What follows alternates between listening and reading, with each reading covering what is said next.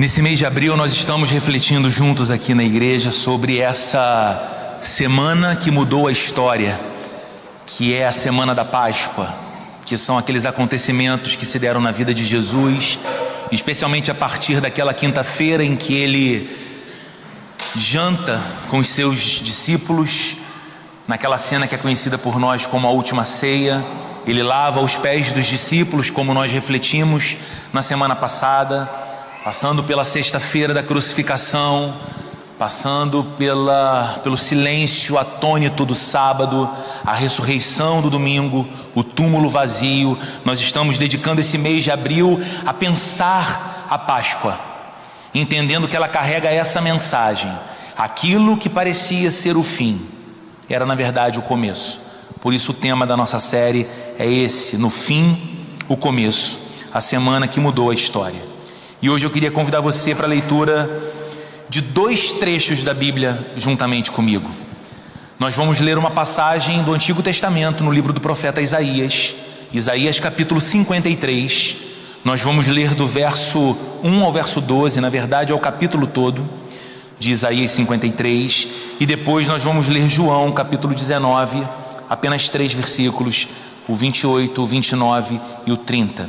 O texto vai ser projetado aqui na TV. Eu peço que você leia atentamente junto comigo. Diz assim a palavra de Deus. Primeiro em Isaías capítulo 53. Quem creu na nossa mensagem e a quem foi revelado o braço do Senhor? Ele cresceu diante dele como um broto tenro e como raiz de uma terra seca. Ele não tinha nenhuma beleza ou majestade que nos atraísse. Nada havia na sua aparência para que o desejássemos. Foi desprezado e rejeitado pelos homens, um homem de dores e experimentado no sofrimento. Como alguém de quem os homens escondem o rosto, foi desprezado, e não o tínhamos em estima. Certamente ele tomou sobre si as nossas enfermidades e sobre si levou as nossas doenças. Contudo, nós o consideramos castigado por Deus, atingido por Deus e afligido. Ele, porém, foi traspassado por causa das nossas transgressões e esmagado por causa das nossas iniquidades. O castigo que nos trouxe a paz estava sobre ele, e pelas suas feridas fomos curados. Todos nós, como ovelhas, nos desviamos, cada um de nós se voltou para o seu próprio caminho, mas o Senhor fez cair sobre ele a iniquidade de todos nós. Ele foi oprimido e afligido, contudo não abriu a boca. Como cordeiro foi levado para o matadouro, como uma ovelha fica muda diante dos seus tosqueadores, não abriu a boca. Com julgamento opressivo ele foi levado, e quem de sua geração se importou? Pois ele foi eliminado da terra dos viventes. Por causa da transgressão do meu povo, ele foi eliminado da terra dos viventes. Por causa da transgressão do meu povo, ele foi golpeado. Foi-lhe dado um túmulo com os ímpios e com os ricos na sua morte, embora não tivesse cometido violência, nem houvesse engano algum na sua boca. Contudo, foi da vontade do Senhor esmagá-lo e fazê-lo sofrer. Embora o Senhor tenha feito da vida dele uma oferta pela culpa, ele verá a sua descendência e prolongará os seus dias, e a vontade do Senhor prosperará na sua mão. Depois do sofrimento da sua alma, ele verá a luz e ficará satisfeito. Pelo seu conhecimento, o meu servo justo justificará a muitos e levará a iniquidade deles. Por isso, eu lhe darei uma porção entre os grandes, e ele dividirá os despojos com os fortes, pois derramou a sua vida até a morte e foi contado entre os transgressores, porque ele levou o pecado de muitos e pelos transgressores intercedeu. Isso é Isaías 500 anos antes do nascimento de Jesus, falando de Jesus, falando daquilo que João vai relatar para a gente agora no capítulo 19 do seu evangelho. Nós vamos ler apenas um trecho do relato da crucificação. O trecho que começa no verso 28 e vai até o verso 30 de João capítulo 19, que diz assim: depois disso, por Jesus saber que tudo estava concluído, e para que a Escritura se cumprisse, disse: tenho sede. Estava ali uma vasilha cheia de vinagre. Então embeberam uma esponja nele, colocaram a esponja na ponta de um caniço de isopo e a ergueram até os lábios de Jesus. Tendo-o provado, Jesus disse: está consumado. Com isso curvou a cabeça e entregou o Espírito. Que o Senhor abençoe a nossa reflexão em sua palavra na manhã de hoje. Você e eu temos uma tendência que é humana. Nós temos a tendência de não pensar de maneira crítica a cultura que nós estamos inseridos.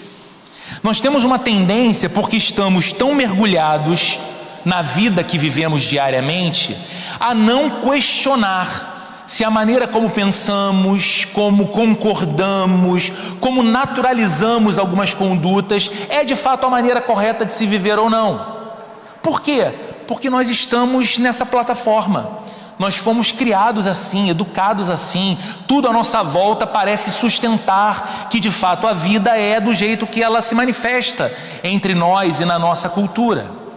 E um aspecto desse olhar para a nossa cultura é perceber que você e eu vivemos em um mundo que supervaloriza a força. Você já parou para pensar um pouco nisso? Que desde cedo nós aprendemos que precisamos ser fortes. Quantos homens adultos não ouviram quando meninos: seja homem, seja forte, homem não chora, você é um homem ou você é um rato. Mas mesmo quantas mulheres ouviram em sua formação: você precisa ser resiliente, a vida é dura, a vida não é fácil. Quantas vezes nós ouvimos e fomos crescendo numa cultura que celebra os vencedores e nos ensina a ansiar sempre pela vitória. Perceba como nós temos verdadeira alergia à ideia da derrota. Isso pode se manifestar quando o nosso time de futebol perde e nós ficamos indignados, buscando os culpados, fazendo análise do que aconteceu, porque aquilo não pode acontecer, até os aspectos mais particulares da nossa vida. Parece que nós fomos moldados por essa mentalidade de que só cabe um resultado para a nossa vida, e esse resultado é vencer. Então a gente rejeita a ideia da derrota. Não há espaço para fraqueza na nossa cultura. Mesmo que todo mundo inevitavelmente sinta dor, demonstrar dor é sinal de que você é fracassado. Não comunica uma boa imagem a respeito de você. Admitir que você tem necessidades é perder o seu valor. Nós vivemos na cultura em que uma maneira natural de nos tratarmos é perguntarmos um ao outro: e aí, tudo bem? E você espera do outro lado que a resposta seja: tudo bem. E se você quiser colocar uma dimensão cristã naquilo, você diz: tudo bem, graças a Deus. Porque na verdade parece que de maneira protocolar ninguém espera ao perguntar para o outro se está tudo bem, que ele responda: olha, algumas coisas sim, outras nem tanto. Porque parece que você se expõe assim. E parece também que o outro, ao te perguntar, perguntou apenas por educação e não por interesse em saber de fato como você está. Por isso, mesmo quando nós estamos desmoronando por dentro, nós fazemos tudo para parecer bem. As redes sociais são uma grande evidência disso. Em geral, lá, as pessoas estão sempre felizes, sempre realizadas, sempre seguras de si, sempre com o melhor filtro, o melhor sorriso. Mas a Páscoa, que nós estamos refletindo nesse mês de abril, nos leva ao centro da fé cristã. E quando olhamos para o centro da fé cristã, nós encontramos algo radicalmente diferente dessa supervalorização da força da nossa cultura e do nosso mundo. Porque no centro da fé cristã está um símbolo. Tem uma cruz ali. E a cruz, amigos, ela é um escândalo. A cruz, ela é escandalosa. Porque não é uma cruz qualquer que está no centro da fé cristã. É a cruz de Cristo. E ali, naquela cruz, centro da nossa fé, há um homem sangrando. Ali naquela cruz, no centro da nossa fé, há um homem em aparente fraqueza e vulnerabilidade, rejeitado, sendo aviltado por guardas romanos, ouvindo palavras de escárnio e deboche dos seus opositores. No centro da cruz, que é o centro da nossa fé, há um homem morrendo. Mas não há um homem qualquer ali. Não há um criminoso pagando por sua pena. Naquela cruz está o nosso Deus, o eterno Filho de Deus, aparentemente derrotado. Se coloque no lugar dos discípulos contemplando aquela cena. Depois de 3 anos ouvindo as pregações mais desconcertantes, testemunhando os milagres mais poderosos, vendo mortos sendo trazidos de volta à vida, enfermos de todo tipo sendo curados, ouvindo que havia chegado o reino dos céus entre os homens, seguindo a Jesus de modo vibrante, dizendo: Tu és o Cristo, o Filho do Deus vivo, Tu és aquele que nós esperamos, Tu és aquele que nós aguardamos, Tu és o Rei Celestial. Imagine esses homens agora e mulheres olhando para aquela cruz, onde aparentemente Deus estava morrendo. Que tipo de religião aponta para isso como uma vitória? Hoje nós seguimos a nossa jornada por essa última semana de Jesus, e nós somos levados a essa cena, a cena mais densa, certamente a cena mais tensa, mas também a cena mais gloriosa da história. O momento em que o Cordeiro de Deus, como nós cantamos em algumas canções hoje aqui nessa manhã, entrega a sua vida. O profeta Isaías, lá no capítulo 53 que nós lemos, 500 anos antes já havia anunciado: ele seria moído, rejeitado, ferido por nossa causa. Não foi isso que lemos em Isaías? João, aqui no capítulo 19, nos mostra esse momento profetizado por Isaías 5 séculos antes se cumprindo. Então ali naquela cena que parecia o fim de tudo, cheia de dor, de silêncio, de testemunha da morte, ali era na verdade o ponto de virada da história da redenção. Porque naquela cruz Jesus estava dizendo, como lemos João relatando: está consumado. E com essa declaração de Jesus, está consumado, uma nova história começava. Uma história que envolve a você e que envolve a mim. Então a pergunta que temos que responder nessa manhã, à luz desses textos, é: o que essa cruz, que está no centro da nossa fé, nos fala sobre Deus?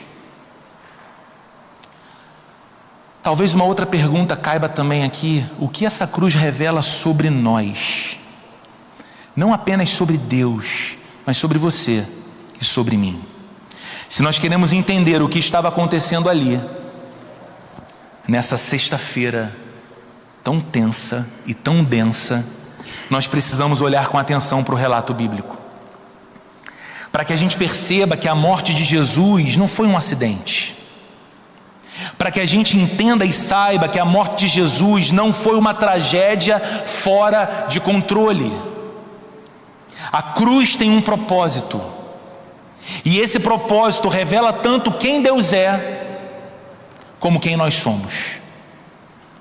A razão de ser da cruz revela quem é Deus e quem é você e quem sou eu. E falando da gente, sobre essa busca por identidade, eu acho que esse é o nosso melhor ponto de partida, é aqui que nós começamos. Porque das coisas que a cruz revela, em primeiro lugar nós veremos, a cruz revela isso que aparece agora em sua tela, que nós não conseguimos. A cruz revela a nossa incapacidade. A cruz revela homens e mulheres formatados numa cultura de vencedores que são sempre fortes, que nós não somos o que gostamos de projetar ser, que nós não somos suficientes em nós mesmos. Você pode até não admitir, mas você vive tentando provar para você e para os outros que você é suficiente e que você dá conta. Você vive tentando provar que você é suficiente como pai para os seus filhos, que você é suficiente como mãe para os seus filhos. Você vive tentando provar ou vive a desejar ser suficiente no seu papel de marido ou no seu papel de esposa. Você quer ser suficiente como profissional. Afinal de contas, você se qualificou para isso. Você tem cruzado uma jornada de muita experiência para isso, para que você alcance um patamar em que você diga: eu sou suficiente aqui. Talvez você, até como um cristão, procure ser suficiente. Eu sou suficiente como um discípulo de Jesus. Nos cobramos constantemente, porque no fundo percebemos que algo está errado com a gente. Sabe por que você e eu buscamos ser suficientes? Porque lá no fundo a gente percebe que alguma coisa está errada. Não só no mundo, alguma coisa está errada com a gente, dentro da gente. Que a vida deveria ser o que no final nós não conseguimos fazer que ela seja. E então o que a gente faz? A gente se esforça para compensar. Talvez o segredo seja fazer mais, então a gente faz mais. Trabalha mais, estuda mais, lê mais, malha mais, gasta mais, namora mais, viaja mais. Talvez o segredo esteja na quantidade. E eu vou tentar compensar o que falta, fazendo mais. Nos esforçamos para compensar, nos ocupando mais. Quanto menos tempo disponível, mais a sensação de que eu estou tentando preencher todos os buracos e as lacunas da vida. Nos esforçamos para compensar, nos comparando mais. Toda comparação é tão injusta, mas a gente vive se comparando. Mas a cruz carrega uma mensagem que diz que você e eu não conseguimos. Por mais que você se esforce, por mais que você busque ser suficiente, a cruz é uma declaração a meu respeito e a seu respeito de que a gente não dá conta. Isaías, que lemos no capítulo 53, lá no verso 6, deixa isso explícito. Ele diz assim: todos nós como ovelhas nos desviamos. E olha o que ele fala agora: cada um de nós se voltou para o seu próprio caminho. Todos nós nos desviamos de Deus, fonte da vida. Todos nós nos desgarramos daquele que nos criou para a sua glória e para que encontrássemos todo o sentido e plenitude da vida no relacionamento com Ele. Rompemos com Ele pelo pecado. E cada um de nós, diz Isaías, se voltou para o seu próprio caminho. Sabe qual é o problema, queridos? O problema não está lá fora. O problema está em nós. O coração humano não quer Deus. O coração humano, naturalmente falando, quer independência, quer autonomia, quer romper com essa ideia de que eu devo viver a minha vida pautado pelos parâmetros, pela lei, pelas diretrizes de um Criador. Eu quero ditar as regras da minha própria vida. Esse é o grande desejo e a grande tentação humana. E aí, por mais que tentemos, nós não conseguimos voltar para o caminho por nós mesmos. O caminho que nos levaria a essa sensação de vida plena, de suficiência, de saciedade, de satisfação. Nós rompemos com Deus, nos desviamos do caminho de Deus, mas tentamos preencher o nosso coração com outras coisas. No trabalho, no casamento, na criação dos filhos, nas experiências sociais, mas não conseguimos. O trecho de João, no capítulo 19 que lemos, nos mostra Jesus dizendo algo, e por isso eu fiz apenas esse recorte de João 19. O relato todo do capítulo é muito denso, com toda a cena da crucificação. Nós estamos nessa semana que antecede o final de semana da Páscoa, e muito provavelmente o seu streaming que você assina vai te sugerir ou te propor algum filme cristão para assistir. Na TV aberta deve passar. No cinema você pode assistir essa semana. Está disponível e você pode reviver todas as cenas dessa crucificação. Mas eu fiz um recorte desse trecho que por vezes nós lemos sem pensar. Ou pensamos pouco e não entendemos o porquê que isso está aqui. Quando João diz que Jesus, para que se cumprisse as Escrituras, diz do alto da cruz: tenho sede. Essa sede não era apenas uma sede física.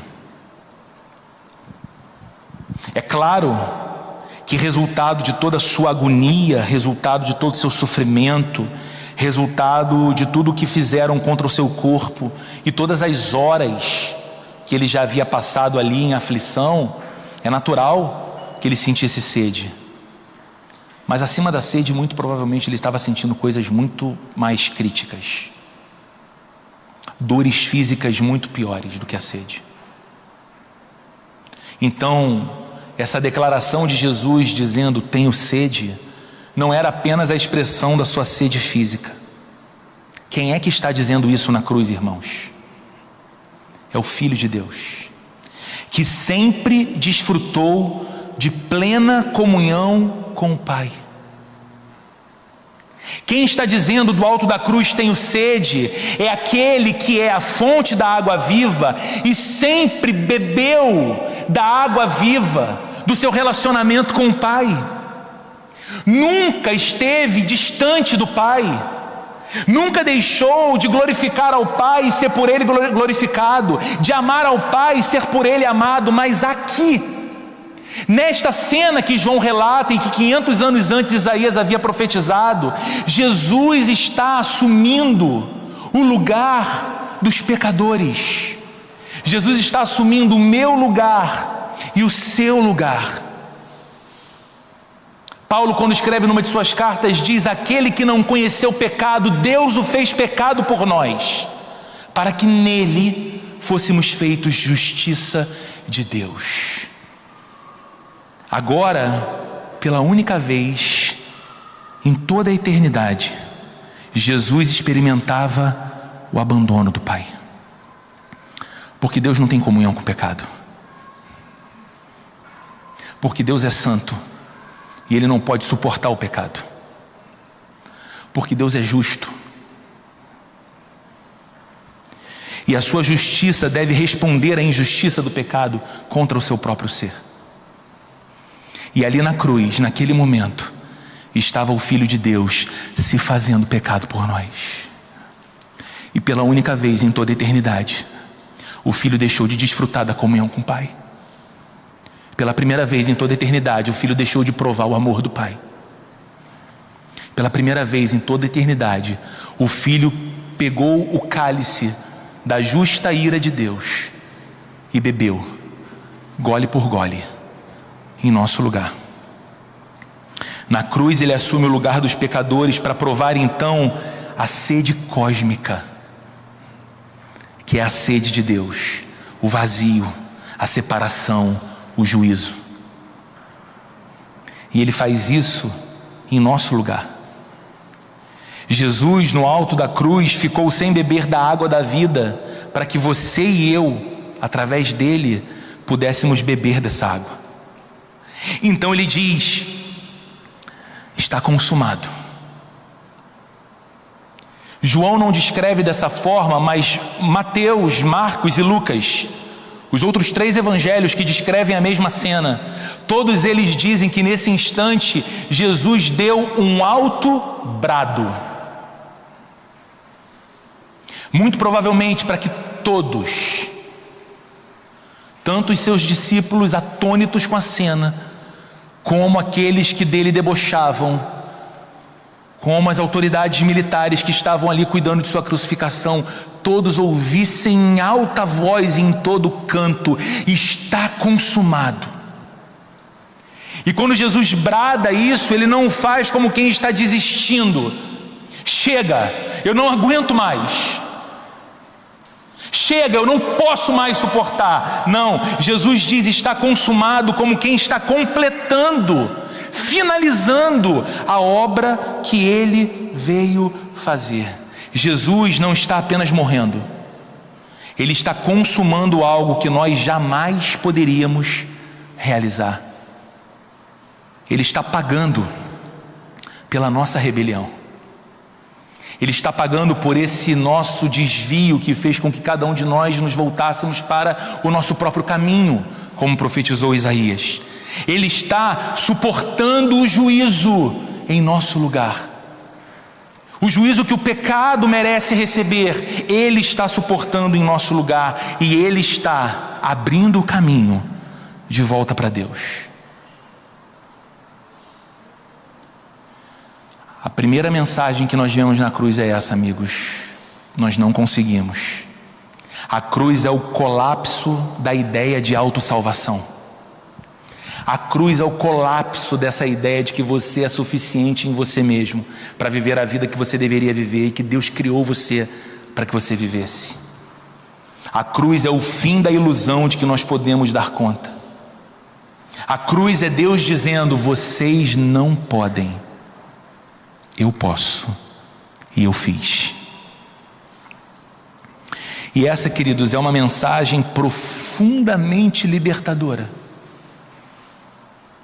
Essa é uma verdade que deveria arrancar de nós brados de aleluia e glórias a Deus, porque é você olhar a sua própria realidade, a sua própria insuficiência, a minha e a sua falência espiritual, e ver que apesar de tudo isso, Deus veio ao nosso lado e nos quis para si, e fez tudo o que era necessário para nos tornar dele, através de Jesus.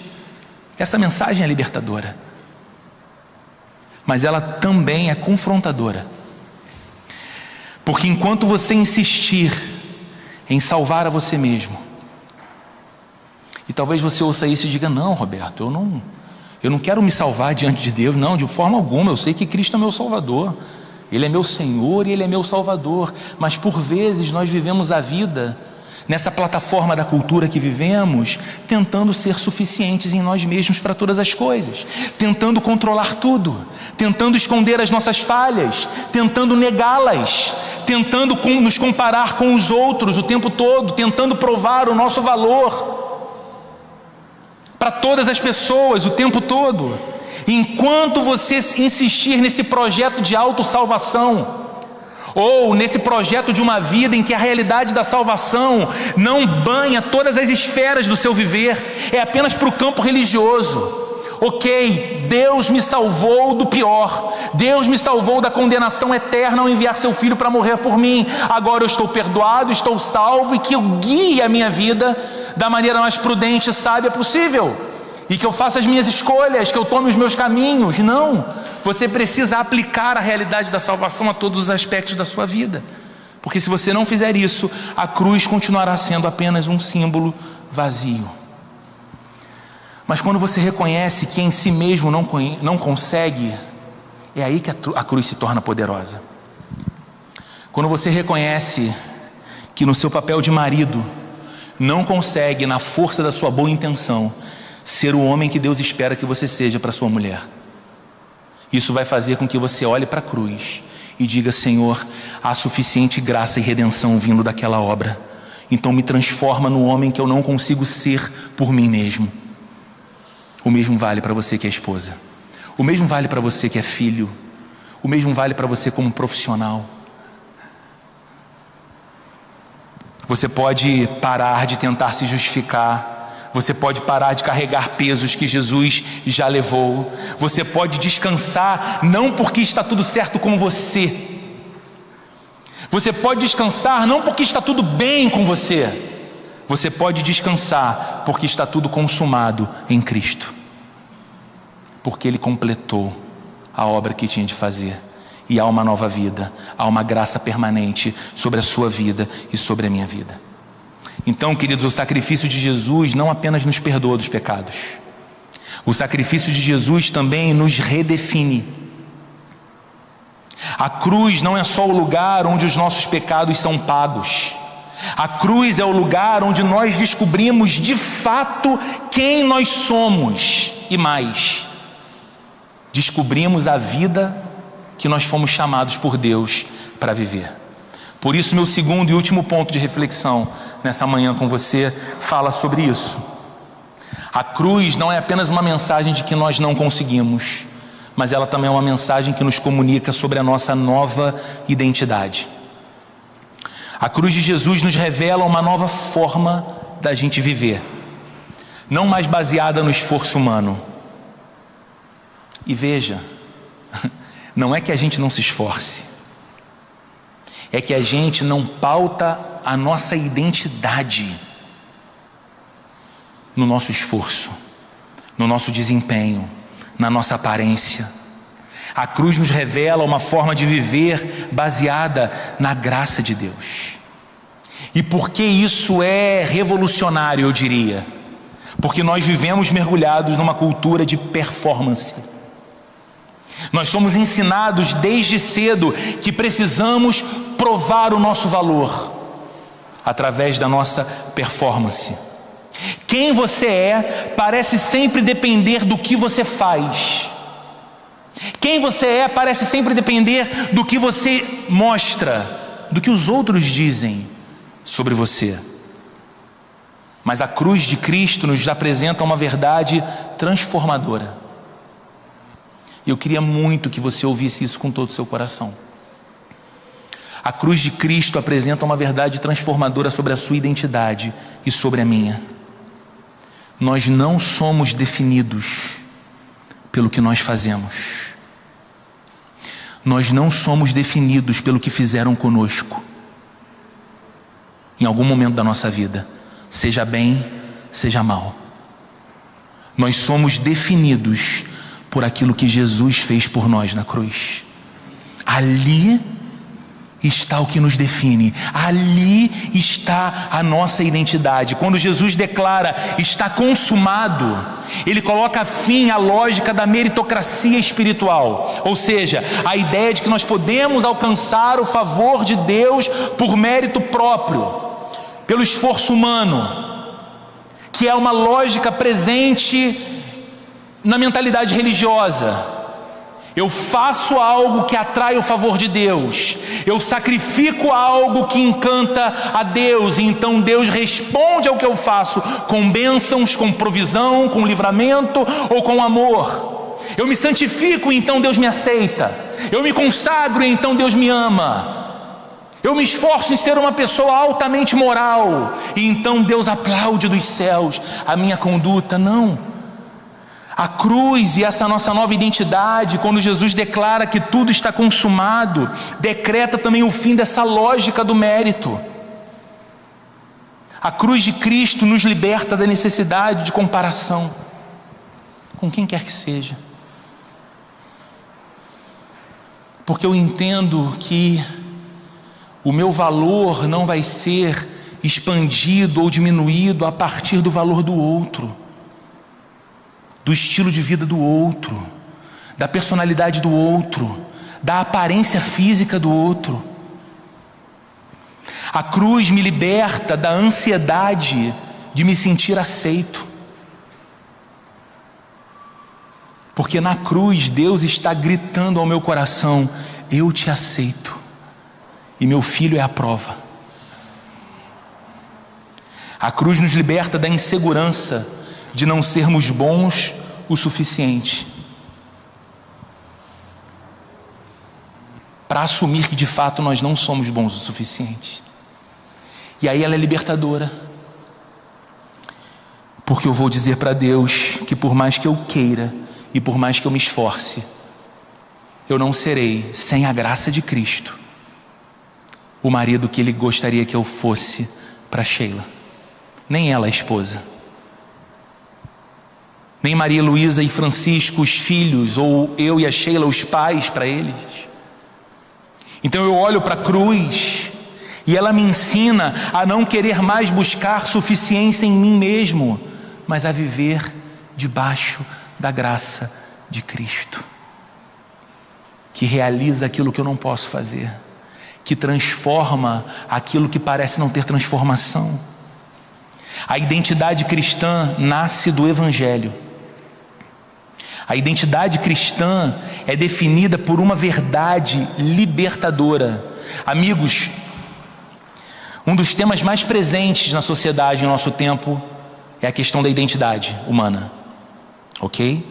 Vá para qualquer centro universitário sério desse país, para não falar do mundo, e você vai ver que uma das principais pautas em debate passa pelo aspecto da identidade. O que é o ser humano? Como a pessoa define-se a si mesma?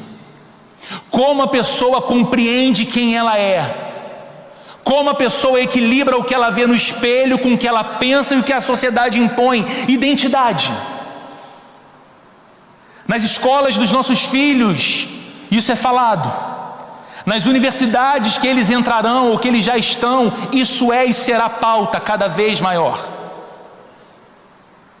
E aqui está o Evangelho definindo a nossa identidade por uma verdade libertadora. Que verdade é essa? Você é amado, apesar de você. Você é amada, apesar de você. Você é amado apesar dos seus deméritos. Eu sou amado apesar dos meus deméritos. Deus, de quem ninguém pode esconder-se, sabe absolutamente tudo a meu respeito, conhece não apenas tudo que eu faço, tudo que eu fiz, mas sabe exatamente as intenções de cada ação minha, sabe os meus anseios, sabe os meus desejos mais secretos, sabe as coisas que eu coraria de vergonha se aparecessem num vídeo para que todos assistissem, sabe as coisas que eu me envergonho de pensar a respeito de mim mesmo. Ele já sabe, sempre soube, e desde toda a eternidade, é o que diz a Bíblia, escolheu me amar. Eu não sou amado porque eu apresentei algo valoroso para Deus. Eu sou amado apesar da total ausência dos méritos. E essa verdade que define a nossa identidade nos ensina que nós não precisamos mais viver tentando provar o nosso valor. E a gente se apega tanto a isso, não é? Um grande pregador do passado chamado Charles Spurgeon dizia o seguinte para os seus ouvintes, para as pessoas de sua igreja. Ele costumava dizer o seguinte: olhe, quando as pessoas falarem mal de você, não fique assim tão irado, porque se elas soubessem de fato quem você é, como Deus sabe, elas falariam pior. Você não precisa mais viver tentando provar o seu valor, porque na cruz Jesus declarou o valor que você e eu temos. você é aceito. Você é aceita. Você pode ter sido rejeitado na vida. Você pode ter sido rejeitado desde o ventre. Você pode ter sido abandonado. Você pode ter sido traída. A sua identidade não é do rejeitado.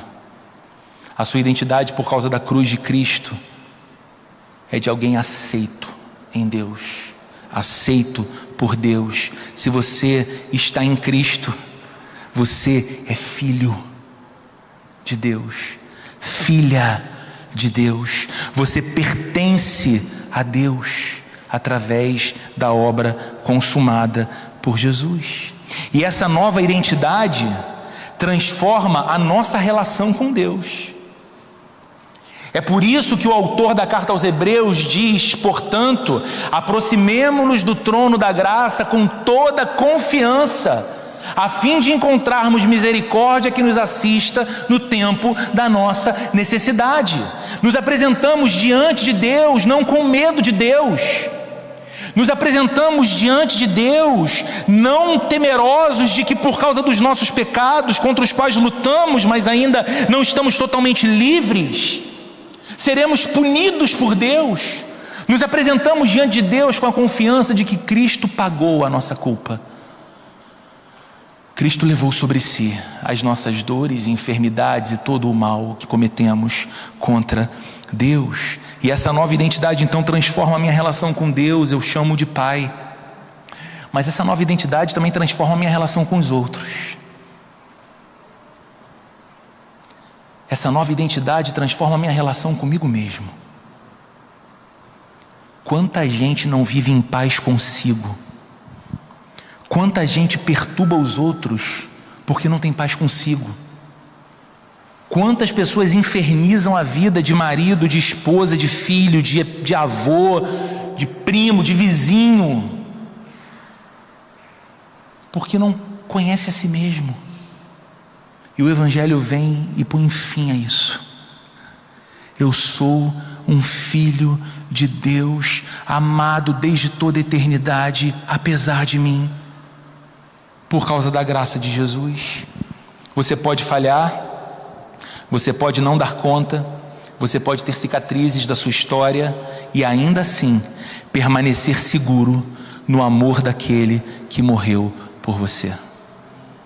Porque quando você falha hoje, quando você tropeça, você não espera por uma chibata divina que vai castigar você, mas você espera pelo Pai que vai te colocar em pé de novo, dizer que você caminhou uma longa jornada e que agora Ele te chama para caminhar mais uma vez diante dEle. Mais do que isso, essa nova identidade nos chama para um novo estilo de vida. Não é um estilo de vida mais baseado no ego, nesse nosso instinto de autopreservação, mas é um estilo de vida baseado em amor, em gratidão, em adoração. Mas amor, gratidão e adoração que se manifestam em nossas ações, não apenas em nossas palavras. Amor, gratidão e adoração que nos fazem cantar neste domingo: te agradeço, meu Senhor, por tudo que tens feito e tudo que vais fazer, e nos faz sair desse lugar para nossa casa, para as nossas rotinas, para o nosso trabalho segunda-feira, com a mesma expressão no coração, de modo que cada ato e cada lugar que estamos seja como uma canção de gratidão e adoração ao Deus das nossas vidas. Então, queridos, eu preciso repetir, apenas para que eu tenha paz no meu coração de que eu não deixei você sair daqui nessa manhã sem entender isso. A cruz não apenas te salva, a cruz te dá uma nova identidade. Em Cristo somos feitos povo de Deus. Não vivemos mais em busca de aprovação, mas vivemos numa sincera tentativa de responder com amor ao amor de Deus que nos alcançou. Não vivemos mais guiados por aparências, mas guiados pelo desejo de amar a Deus com toda a nossa vida.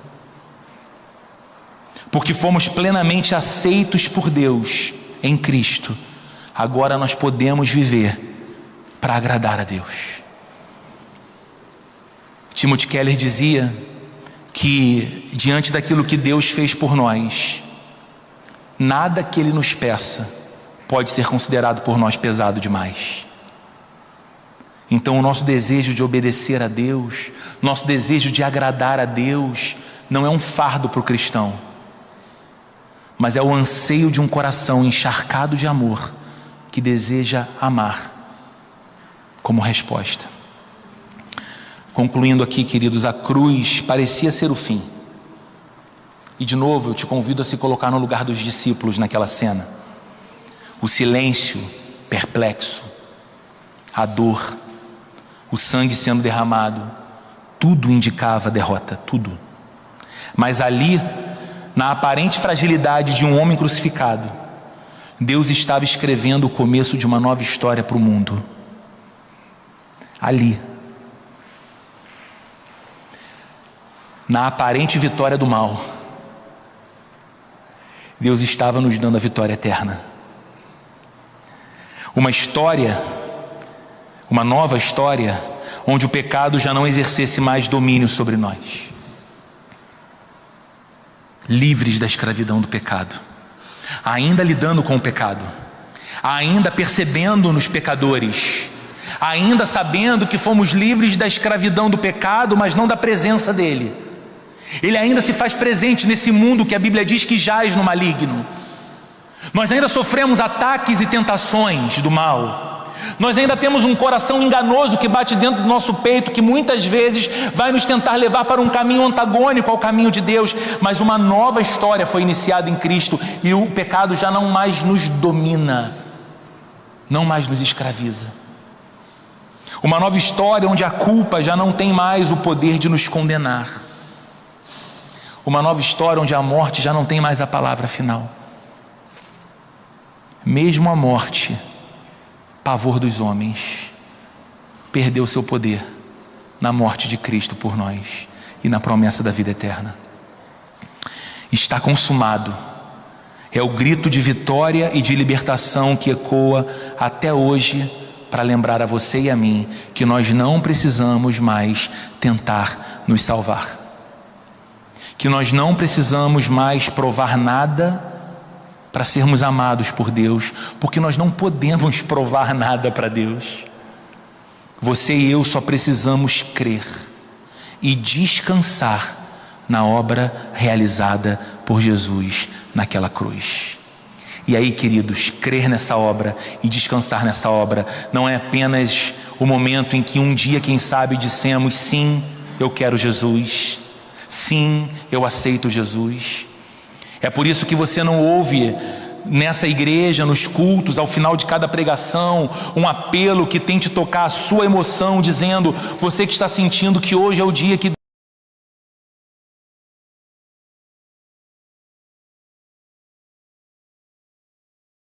na perna, é um engano do inimigo, ele quer te travar nesse lugar para que você não alcance a sua vitória hoje.